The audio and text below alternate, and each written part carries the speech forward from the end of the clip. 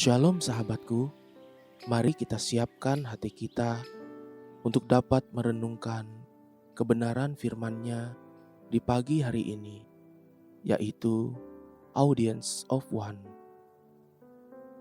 Mari kita buka Alkitab di dalam kitab Ester 2 ayat pertama sampai dengan keempat.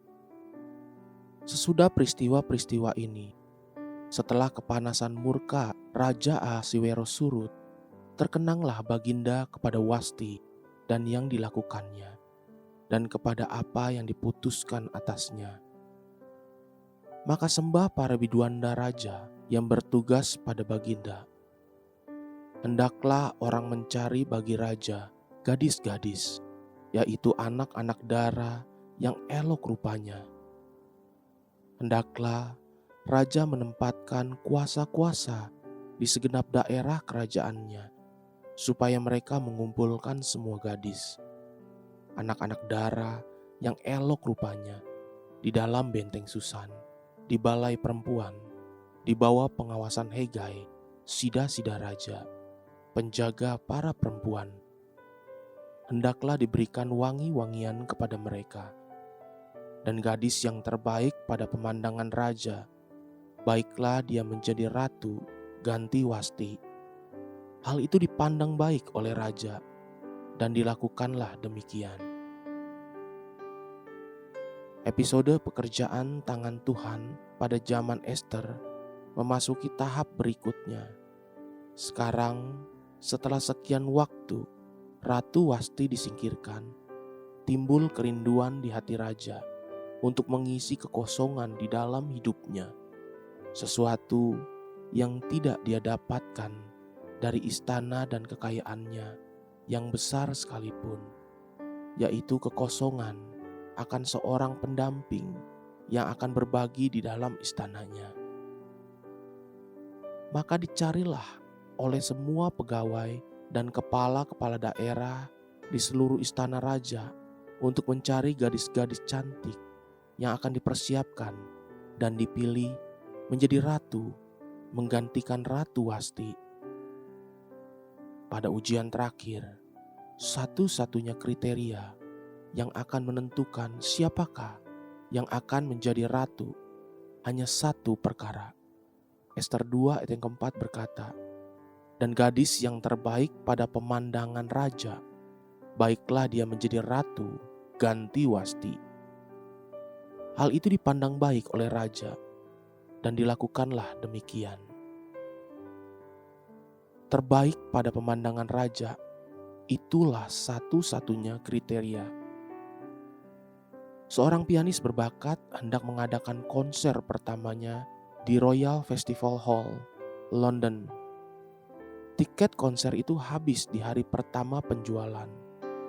Ketika ia selesai memainkan lagu pertama, seluruh gedung bertepuk tangan sambil berdiri.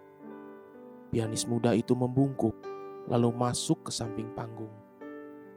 Biasanya, ketika penonton terus bertepuk tangan, sang pemain musik akan keluar lagi untuk membungkuk dan menerima penghormatan penonton. Namun ketika ia didorong oleh sang manajer, pemuda ini berkata, "Aku tidak bisa keluar menerima sambutan itu."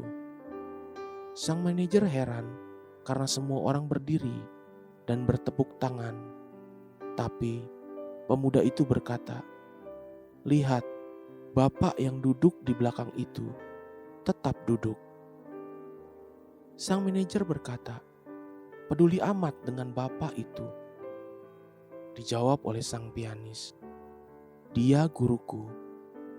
Kalau dia berdiri, baru aku bisa menerima tepuk tangan ini." Pemuda itu tidak bermain piano untuk 1.000 penonton, melainkan hanya untuk satu penonton saja, yaitu gurunya. Tepuk tangan siapa yang kita cari? Apakah tepuk tangan dari seluruh dunia atau dari Tuhan? Siapa penonton kita? Teman kuliah? Rekan sekantor? Follower medsos? Saingan bisnis? Atau Tuhan, berapa banyak penonton kita? Sulit untuk bermain bagi banyak orang, karena tiap orang punya pendapat dan penilaian masing-masing.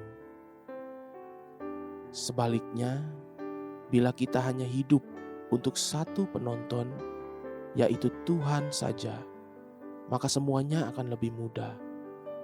Kita tidak dimanipulasi oleh ucapan manis dan tidak rendah diri karena pendapat miring.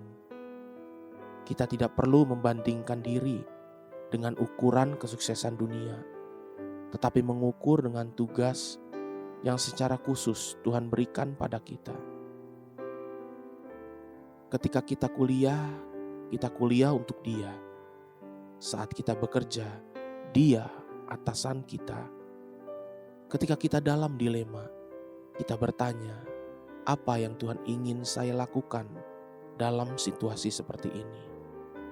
Sebab penonton kita hanya satu, Tuhan.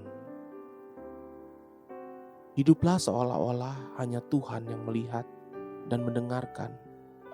Hiduplah untuk satu penonton saja. Life for the audience of one. Haleluya.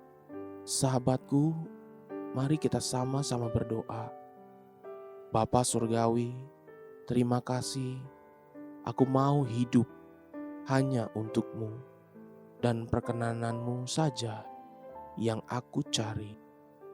Amin. Jesus loves you and so do I.